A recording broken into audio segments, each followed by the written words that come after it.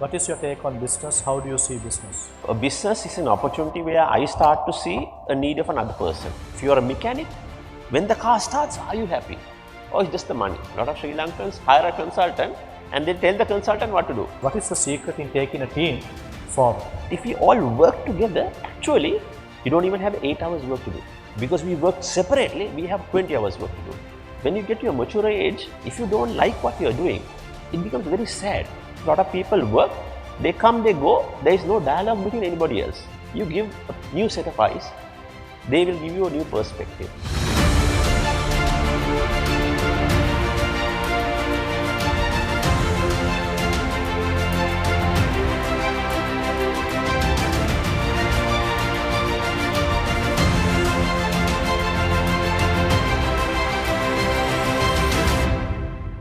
Blessed day to all of you. A warm welcome once again to Talks with Nalaka. As you know, this program is launched towards leadership, to sharpen your skills, to give you added insight and to make you a better leader. That is the goal of this presentation and program. As you know, if you have been following us, we have a special guest every week and we speak about a different aspect of leadership with that person. So today also I have got a special guest and he's a great leader. And I'm sure you will be blessed today regarding your leadership journey, because there's a tons of experience that which you can gain from this individual. So to introduce this individual, he's none other than Mr. Akila Alas. A warm welcome to you. A brief description about Mr. Alas is, he has 22 years of experience in the apparel field. He has managed a company that has more than 3,000 employees. So he is no stranger to leadership. He knows what he is talking about. He has an MBA in UK and is completing his master's degree. He has also studied marketing and NLP. He is also a lecturer and a business consultant, trainer and a coach. So you are speaking with a person who has valuable experience and who can be a benefit towards your journey in leadership. So warm welcome to our program, Mr. Akila. Thank you, Pastor. Let's start with the basics from the bottom upwards. When you speak about business, there are many definitions about business. Many have many interpretations about business. With you, what is your take on business? How do you see business? Okay, so for me, the way I look at life and business is very easy. Business is where you fulfill another person's need. For example, you as an Nalaka will have a need. You will need, for example, rice, you will need potatoes, you will need clothes. So a business is an opportunity where I start to see a need of another person and I fulfill that need. Now, a lot of people come up with this idea, I have a great product, I am going to sell the product. But my view of it is, you look at the need, the want, what does a person lack in this moment. If I can fulfill that need, and then by fulfilling it, that person gets maybe a better profit, a joy, a happiness, a convenience, then actually my product becomes very attractive to that individual or customer. So business is something where you are fulfilling somebody's requirement. Look at it in that sense. Then you become a person who can actually add value to the consumer. Excellent answer. Many people are starting businesses, they are progressing in businesses. One of the key questions that they have is, how do I know whether this business will be a success, especially if you're launching into business? And also when people are moving along business lines, they want to think about this business and see, actually, is this working out? Is this successful? Am I doing well in business? Now, as a business person and who is coaching and is a lecturer, how do you introduce this? How do you recommend people to evaluate before they enter into business, and also while progressing, how can they look at their business and come to a conclusion? Right. So in a business, there are several tools that you can use. I mean, the most basic one is a SWOT, a strength, weakness, opportunity and threat evaluation. There is something we call a PESTEL. There are maybe 7 P's of marketing that we can put in. There are financial ratios we can use. But I think the main thing for me is, first, you have to be passionate about what you're doing. If you don't really desire in your heart, you're passionate, you're burning with enthusiasm and fire for this particular subject, it's already dead. And the second thing is, you got to have a great team, you got to have a vision. You can't have a vision to be a billionaire overnight, but a long-term plan. make a proper business plan. You sit down and you evaluate the market first. Where are you playing? What is your playing field? How many competitors are there? Is my product a new product, an old product? What am I up against? What's my inventory? What's my cost? How can I survive for so many months or years without a profit? So I think it's a total evaluation of what you're trying to do. Don't walk in blindly. Sit down. There are enough and more tools that are available. Analyze your business plan, your business idea with the tools. Once you analyze it, you get a picture. Okay, this is what we can do. And then you start to see, okay, what can I maybe do a little bit better in this area, fill a good hole in this area to improve it. So the idea is that anything can be a success, of course. But when you have a plan, you have a roadmap, you map it down, you know, day 1 like this, 30 days like this, 3 months like this. So you map your entire plan. And then in that plan, you start to see what can I do better? How can I do a bit more advertising? And how can I improve a bit more on my supply chain? So the whole model is use the tools. You know, these are proven, tested. Every organization in the world has used it to improve their business. Use the tools, and then you start to see, based on the evaluation of the tools, what am I getting into? Is this worth my time, my effort, and will I be truly satisfied at the end of the day? You were speaking about many tools, how to evaluate, how to check whether your business is moving forward, this is a success. I'm sure many of us listening to us maybe are unaware or unable to use these tools. You are a lecturer, you are a coach. How do you think this business consultancy or coaching can help with these tools to better a company or better a business? Right. So actually, in a culture like Sri Lanka, most of the smaller businesses are homegrown. So we'll take a Sillara Kade for example.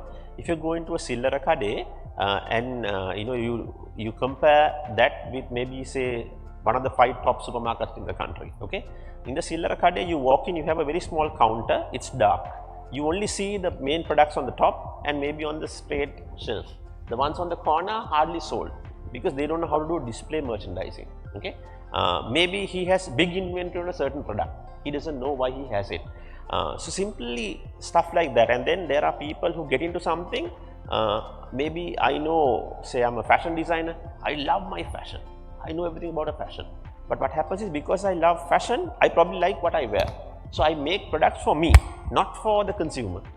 So then when you go to sell it, you don't know what to do. So that's why we say the tools are important. You have to analyze the entire package before you start to throw it out. Don't just walk in blindly. So as a consultant, what I do is, when I go, I sit with an organization and say, okay, show me your financials. If you are running a company, show me your P&L for the last, you know, whatever years. Show me your stock inventory. Show me your rejects. Show me your models of sales. And then we start to map a picture. We understand where we are. Then you take a competitor who is somebody similar to you. What are they doing differently? Okay. Maybe you look at somebody who got wiped off, like example Nokia phones. They got wiped off because they didn't change. And then you see where you are in this entire map. You got to kind of picturize me as an individual or an organization in maybe a big pool of other competitors. Where am I? Am I on the top, on the bottom, or the middle?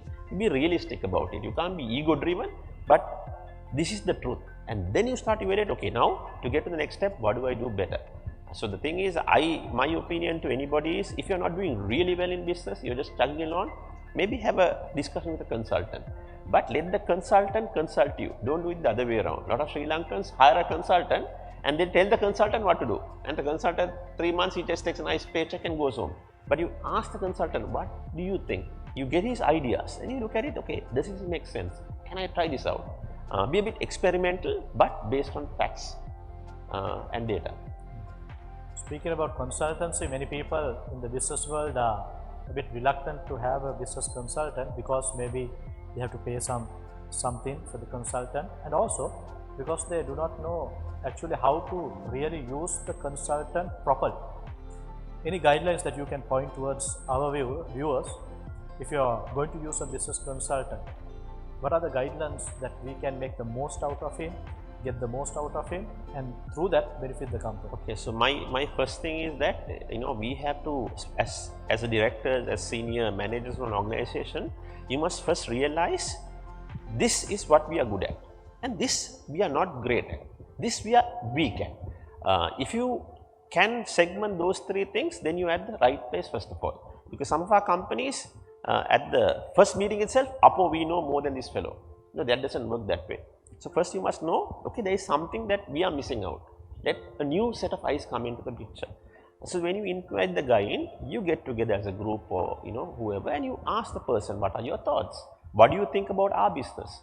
Evaluate the business. Now, I meet a lot of companies, they come and they tell me, you know what, we are doing great, blah, blah, I want to make this company bigger. So I ask them, have you ever got a customer feedback? Has a customer told you where is your organization right now? Most companies haven't done that. So I would tell them, okay, go do a small research, maybe ask your own staff, tell us about this particular product. Say it's a biscuit packet, ask them the feedback. And when you get the feedback, they realize, wow, we never thought this is what the consumer thought.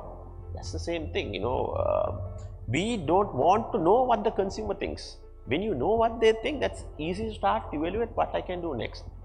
So my view is, a business consultant who comes in is like you're hiring a CEO, you're hiring a manager. You hire the guy, within a week, 2 weeks, 3 weeks, you know where he stands. Same way, before he comes in, he'll give you a step-by-step plan. I'm going to do this, this, this, this and this. But the idea is the consultant is not going to be an employee. He will come and set up a model. He will map the organization. He will look at your KPIs, your key performer indicators. He'll look at, example, your first pass yield. If it's a manufacturing organization, how many times does your product go out? How many rejects do you have? So he will look at things and he will start to give you some data. With the data, you start to realize, have I missed out or have I seen this? Do I know this? Then you start to realize, okay, maybe he has value. Use the value. You're paying the guy for something, use the value and start working with him day on day. The more you work with him, you start to realize maybe he has content. But of course, look at his history, look at the way he speaks, look at the knowledge that he has. What can he bring as value to the organization? But my thing is, you give a new set of eyes, they will give you a new perspective, and that perspective will make a big difference. I think we got a well-rounded answer as to how you can make the best out of the consultant that you choose to hire to make your company better. You spoke about passion just a while ago. Many people are passionate about many things, but we see that the passion dies out after some period, after some time. Now, how do I really know whether I'm passionate about something, and how do I pursue this passion? Can you just enlighten us on that also? So, I'll tell you from my life, from the time I was growing up, we were not a rich family. I had a passion for clothing, for apparel. With that passion, I like to buy stuff, to see stuff, but we never had the money. So whenever I got an opportunity to go to, maybe when we were going, maybe small, maybe at Majestic City, for example, I would just go window shopping and look at clothing. And I realized that, what, I want to be in the clothing business. Now, I sat down one day and I thought, okay, who do I want to be? So when I looked around, you see these nice guys in cars and, at that time we had the big cell phone and whatever. I said, that's the guy I want to be. But my dad also was doing a little bit of apparel work, and once twice I've gone to meetings with him. And when I sat at the meeting, I always do this. I tell all my students this, okay, you got to listen to the world. The key of a great entrepreneur, a manager, a director is where you listen to the world. So I'm listening to these people and I realize that sometimes what they're talking is actually not real facts. So I decided, okay, if I'm going to get into apparel, I've got to start at the basic point. So I went into a factory as a trainee. And I told the management, I want to be a merchandiser. That's like a marketing guy, management guy in the apparel field. But I said, if I finish my work in 2-3 hours, can I work in the other departments? I said, hey, up to you. That's what you like, you go do. So my thing is, I did maybe 2-3 hours work in the office, and the balance work, I went to the stores. I used to lift big weights of fabric up and down, sweep the floor. I cut the fabric, made the pattern, stitched the buttons. I did everything.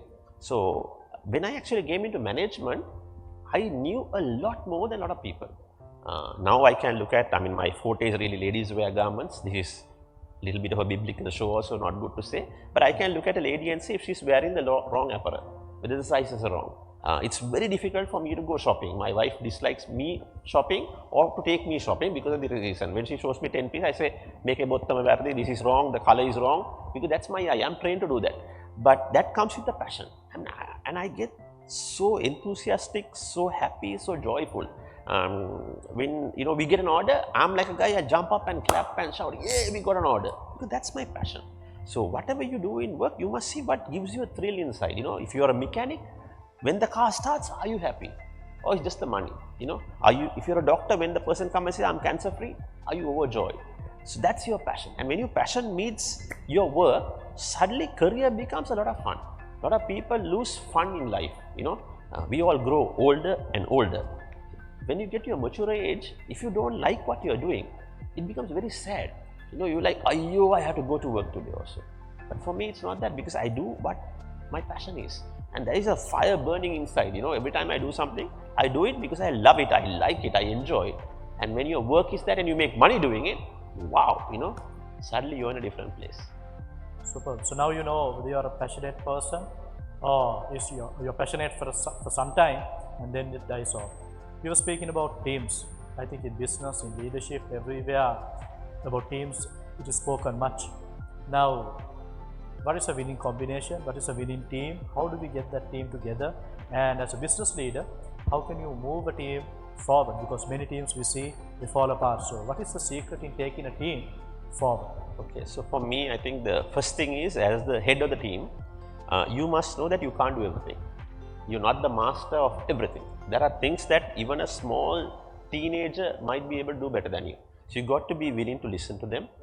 You got to be able to walk in front of them. So for example, I do a little bit of media work in the church I work in. And I was given to head the media. So when I was given to head the media, there are things that I didn't know. So what I told the team is, you know what, guys, I want to do something. I want to come and record holding the camera in my hand. Now my team was like, no, you don't know that. You're a senior guy. I said, no, I want to do that. So I took the camera to my hand. I started recording. And when I did the recording and it completed, I went and asked the guys, what do you think? Am I good or bad? Now they are very worried to give me an answer. I said, no, give me an answer. So they gave me an answer. 3, 4, 5 months later, I know how to do it. Now my eyes trained to that because I did something I didn't know. So you learn from them as well. You become friends with them. Fellowship is very important. You got to know their life. You got to know their facial expressions, their changes, their moods. Give them leave when you want. Encourage them to study. The whole idea is that team becomes family. You're together in this pool. They have to realize, you have to realize, for your paycheck to come, your salary to come, the profit to come, all of us have to function together. We have to think in the same mindset. A leader is not somebody who goes only in front. I love to push from the back. I push and I watch people do what they do. I'm encouraged when I get young people. My entire career, if you really look at everybody who has been around me, I always tend to hire trainees.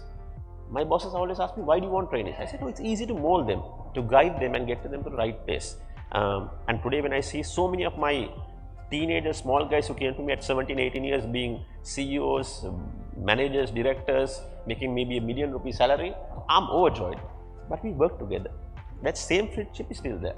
I always like to go by first name, Akila. I don't like a sir or a mister. That's my culture. And that friendship creates a bond.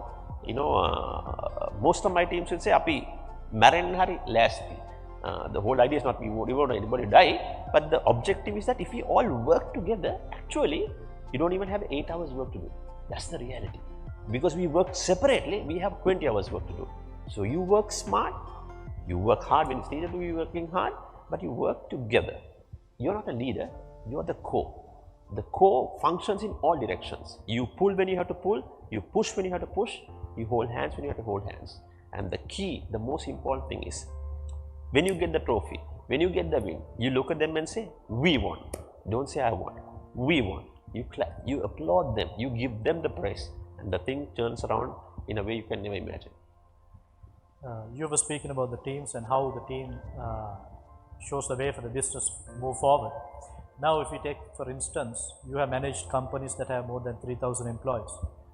Now, how do you manage such a large company? You're just one person, and your vision, your method has to be translated to all these people. So how do you do this? How do you manage such a large entity? If somebody is listening to us, that might be a blessing to them. So the first thing is, you got to set a business plan. You set up your entire business plan. You break it by quarter. You got to be realistic. Example, in Sri Lanka, April for some businesses is really bad. For some people, it's booming. December is booming or bad. August can be. So you figure out your year plan. What are you going to do? You look at your current customers, you look at your growth, your advertising, your budgets. So you set a proper business plan. Then in the business plan, you make what we call KPIs, key performance indicators. You set evaluation plans maybe every quarter, and then you give these KPIs. So the guy on top has a KPI. I have to make this business $1 million, for example. Okay, profit is going to be 10%. Out of this 1 million, each person, say the manager of the vehicle fleet, he also has the same KPI. He has to support 1 million. So he's not different. He has to support 1 million. In supporting the 1 million, he has to save 10% of the vehicle transportation costs, fuel costs, maintenance costs. So everybody gets, every manager, every person handling a division gets a certain segment which is linked to the main KPI or the main business plan. And then every 3 months we look at it. What has happened? Are you falling short? Are you working better? What help can we give you? In 3 months you look at and see if the guy is falling down, you don't squeeze his neck. You see what can you support him to do? What can you better him to do? Give them a plan. Okay, you know what? If we hit this budget, I'm going to give everybody a bonus. Give them a driver, something to look forward to. So the main is the KPI. You then have individual KPIs, and then you have evaluations happening. Weekly, daily, you have monitoring meetings. Now, a lot of people think a meeting is half an hour, 45 minutes. Absolutely not. It's just 5 minutes, What were you supposed to do? Did you do it? What are you going to do? That's it, On a Friday, you plan your next week. Monday to Friday, what's going to happen? 2 minutes, 3 minutes, and have dialogues.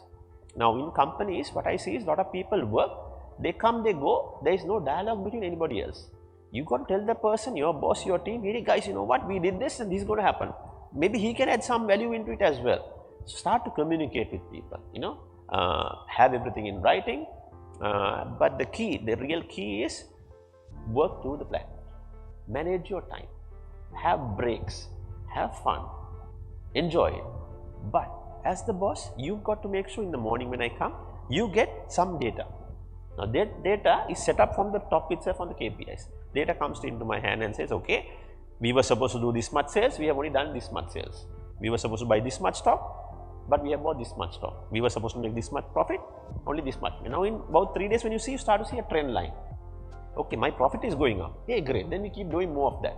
But my stock is going up and profit is not there. So maybe I should stop buying. The key is with the information that comes to you, start to evaluate. So as a head of a company, I won't be doing the smaller work. I just look at the numbers that come to me. And I have a nice cockpit chart, we call it. That chart will have all the data on it. And we look at those cockpits, and as soon as the trend line starts to take downward or upward, something which is not normal, you see, you check why it's happening. But if it's going towards a final plan in December, you know you're on the right track. Final question for today from Mr. Akila. Listening to us, maybe a businessman who is not doing too well, maybe his business is going downwards. What sort of advice do you have for such a person, maybe because of the situation, circumstances, or various other effects, they are doing too well? What sort of advice would you give that person? I think the first thing is don't fall down. Cut your cost in terms of unwanted ones that you have. Seek advice. Don't be ashamed or scared to ask somebody for advice. I'm sure Nalaka can definitely add some value to whoever is there. We'll be happy to help you anytime you want to reach out to us. But ask somebody, what can I do? Evaluate the reality of where you are. A lot of people, I like to give this statement, people in Sri Lanka especially, we don't understand the logic of liability and asset. Now, a liability is something that you keep on paying and paying and paying, right? An asset is where something that you have in your hand and that generates something for you. You look at the weighing scale. Everything in your life is going this way on liabilities, you're paying and paying and paying, you won't have money in your hand. So you got to evaluate where you stand in your business. So have a look at it. Don't get upset or broken or fallen down. There is always a new opportunity in any business. If you look at the world's biggest businesses now, all are virtual. Airbnb, Google, people from a asset-based business move to a cloud-based business. There is always a blue ocean. Blue ocean means something that is not explored before. You can move into a different zone. You can create something more. 10 years ago we had water in the Guruletu or in the water sink or wherever, right? But today we have water bottles. And now there are people who have branded the water. Now people are putting oxygen into the water. Now people are putting orange juice into the water. and it's just become different water. You can keep on adding value to it. So look at your business, reach out to somebody, and I think these platforms give people an opportunity to come and ask, have a chat. We'll be very happy to support somebody, but don't give up. This country needs entrepreneurs. This country needs passionate people who do business, and I'm sure there are so many organizations who will reach out. But for sure, we are willing to help anybody who has a problem, who needs guidance or any support in getting to the next level.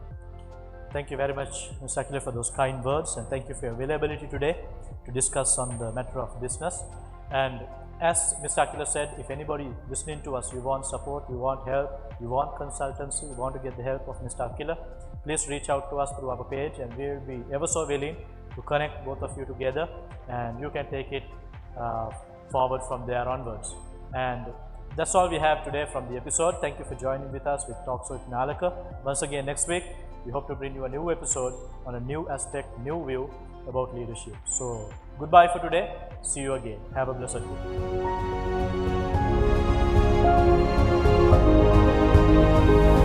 week.